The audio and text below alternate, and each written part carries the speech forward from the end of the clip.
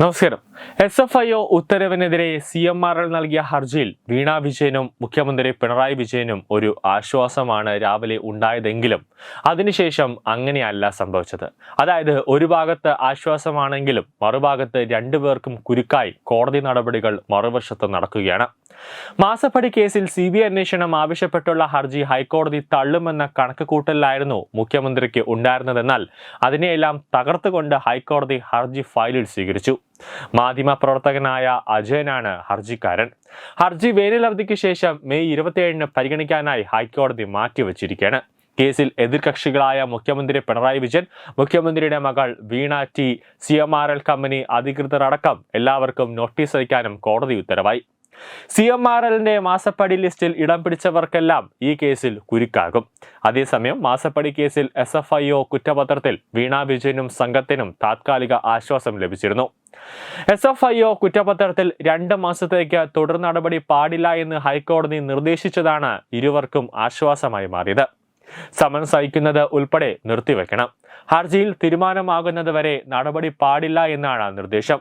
CMRL നൽകിയ ഹർജിയിലാണ് ഹൈക്കോടതിയുടെ നിർണായകമായ ഒരു ഇടപെടൽ ഉണ്ടായിരിക്കുന്നത്. SFIO കുറ്റപത്രത്തിൽ സമൻസ് അയക്കുന്നത് 2 മാസത്തേക്ക് തടഞ്ഞാണ് ഹൈക്കോടതി ഉത്തരവിട്ടത്. CMRLന്റെ ഹർജി ഫയലിൽ സ്വീകരിച്ച ഹൈക്കോടതി കേസ് പുതിയ ഡിവിഷൻ ബെഞ്ചിലേക്ക് അയക്കാനാണ് തീരുമാനിച്ചിരിക്കുന്നത്. കേന്ദ്ര സർക്കാർ വിശദമായ വാദം കേൾക്കാൻ സമയം തേടിയതോടെയാണ് 2 മാസത്തേക്ക് നടപടികൾ നിർത്തിവെക്കാൻ ഉത്തരവിട്ടത്. കേസിൽ പ്രതിസ്ഥാനത്തുള്ള വീണയടക്കമുള്ളവർക്ക് ഹൈക്കോടതി നടപടി ആശ്വാസകരമാണ്. 2 മാസത്തേക്ക് തൽസ്ഥിതി തുടരാനാണ് നിർദ്ദേശം. ഇത് CMRLനും മുഖ്യമന്ത്രി പിണറായി വിജയന്റെ മകൾ വീണയ്ക്കും താത്കാലിക ആശ്വാസം പകരും. SFIO റിപ്പോർട്ടിൽ കുറ്റം ചുമത്തിയത് ചോദ്യം ചെയ്ത് CMRL നൽകിയ ഹർജിയിലാണ് ഹൈക്കോടതിയുടെ ഉത്തരവ്. CMRLനോടും കേന്ദ്ര സർക്കാരിനോടും സത്യവാങ്മൂലം സമർപ്പിക്കാനും കോടതി ഇടക്കാല ഉത്തരവിട്ടിട്ടുണ്ട്. കണ്ടെത്തലുകളുടെയും അടിസ്ഥാനത്തിൽ എറണാകുളം അഡീഷണൽ സെഷൻസ് കോടതി 7-ൽ SFIO സമർപ്പിച്ച പരാതി സ്വീകരിച്ചിരുന്നു. ഇതിന്റെ തുടർച്ചയായി പ്രതികൾക്ക് നോട്ടീസ് അയക്കാനിരിക്കെയാണ് ഹൈക്കോടതിയുടെ ഇടപെടൽ ഉണ്ടായിരിക്കുന്നത്. 1-ാം പ്രതി ശശീന്ദ്രൻ കർത്ത മുതൽ 11-ാം പ്രതി വീണ വിജയൻ വരെയുള്ള എതിർകക്ഷികൾക്ക് നോട്ടീസാണ് ഇപ്പോൾ കോടതി അയക്കുന്നത്. അതേസമയം CMRL എസാലോജിക്കൽ മാസപ്പടി കേസ് കള്ളപ്പണ നിരോധിത നിയമപരിധിയിൽ വരുമെന്നാണ് EDയുടെ വിലയിരുത്തൽ. കള്ളപ്പണ നിരോധന നിയമപ്രകാരം കേസെടുക്കാനാണ് EDയുടെ നീക്കം. SFIO റിപ്പോർട്ട് പരിശോധിച്ച ശേഷമാണ് ED തുടർ നടപടിക്കായി ഒരുങ്ങുന്നത്. അതിനിടെയാണ് ഹൈക്കോടതിയുടെ നിർദ്ദേശം വന്നിരിക്കുന്നത്. ആരോപണ വിധേയരെ വിളിച്ചു വരുത്തുന്നതിന് ഹൈക്കോടതി സ്റ്റേ നിലവിലുള്ളതിനാൽ കേസിലെ ചോദ്യം ചെയ്യൽ വൈകും. കഴിഞ്ഞ വർഷം പുറപ്പെടുവിച്ച സ്റ്റേ ഇനിയും നീക്കിയിട്ടില്ല. സ്റ്റേ നീക്കാൻ ഉടൻ നടപടികൾ ആരംഭിക്കുമെന്നാണ് ED വ്യക്തമാക്കുന്നത്.